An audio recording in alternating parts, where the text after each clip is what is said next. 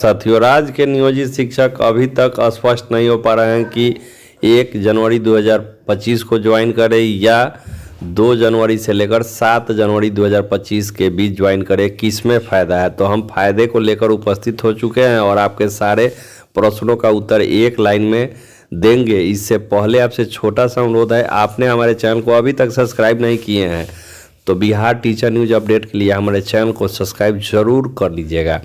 अब सवाल उठता है, सक्षमता पास 1,40,000 नियोजित शिक्षकों को 1 जनवरी 2025 से बिहार सरकार राज्यकर्मी के रूप में दर्जा देगी और विशेष शिक्षक बनाएगी।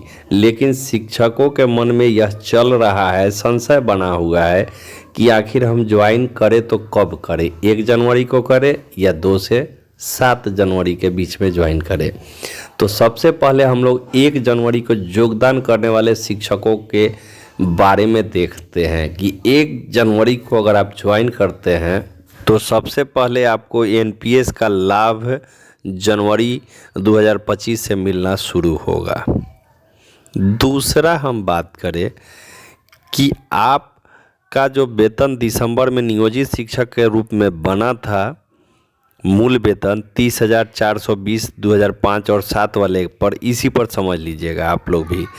तो सभी लोगों के लिए है कि इसी मूल वेतन पर आपका अगला स्टेप विशिष्ट अध्यापक के रूप में बनने जा रहा है। आप किसी गलतफहमी में नहीं रहिएगा कि आपका इंक्रीमेंट बढ़ के फिर उसके अलग स्केल स्लैब को पकड़ के विशिष्ट शिक्षक के रूप में योगदान होगा। अभी तक जो नियमावली है उस आलोक में सीधा लाइन है कि 31 दिसंबर तक जो मूल वेतन आपका है उसी का अगला स्टेप पकड़ के विशिष्ट अध्यापक के रूप में आपका फिक्सेशन 1 जनवरी से अगर ज्वाइन करते हैं तो बनेगा। तो ये फ़ायदा है कि आपका वेतन यहाँ बढ़ रहा है। तो कुल मिलाकर और सीनियरिटी जूनियरिटी की बात जहाँ तक आ रही है तो योगदान जहिया से आप कीजिएगा उसी दिन से आपको विशिष्ट शिक्षक का पैसा दिया जाएगा। सीनियरिटी जूनियरिटी का उसमें क्लियर अभी उस लेटर में नहीं किया गया। अभी बहुत सी बातें शिक्षा विभाग अपने पाले में रखी हुई है, स्पष्ट नहीं की है। तो कुल मिलाकर 1 तारीख को योगदान करने पर एनपीएस जनवरी से मिलेगा, मूल वेतन 31 दिसंबर के आलोक में ही मिलेगा, न कि अगला स्टेप पकड़ के होगा। अब हम सीधे बात करते हैं 2 जनवरी के दिन या 7 जनवरी के बीच में आप ज्वाइन करते हैं तो उनको क्या कुछ मिलेगा। तो 2 जनवरी को सबसे बड़ा घाटा होने जा रहा है कि एनपीएस का लाभ सीधे अभी के मुताबिक जो नियमावली है उस आधार पर एनपीएस फरवरी माह से ही शुरू हो पाएगा। तो सीधा सीधा घाटा समझ लीजिए कि फरवरी का हो गया। लेकिन उनके वेतन में जो संरचना आएगी, जो वेतन बनेगा, तो लोग नियमावली अगर अभी अध्ययन कर लिए होंगे, सभी लोग विद्वान लोग हैं, तो आप जान लीजिए कि शिक्षा विभाग का जो नियमावली है उस आलोक में उन्हें एक वेतन वृद्धि का लाभ मिलेगा। चूँकि 1 जनवरी तक वे या जिस दिन ज्वाइन करेंगे 7 जनवरी तक के बीच में, तो उस दिन तक नियोजित शिक्षक के रूप में कार्य कर रहे थे,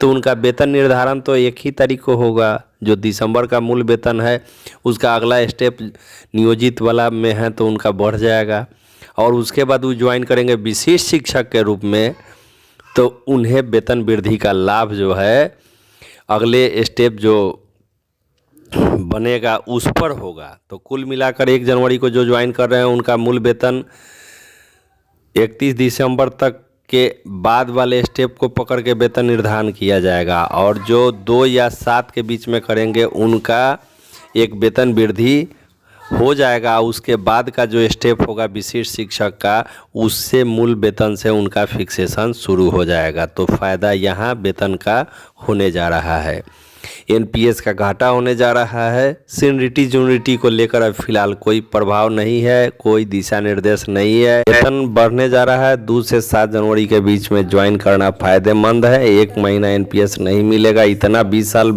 15 साल नौकरी की है, कुछ सरकार कुछ नहीं दिया तो कोई टेंशन नहीं है।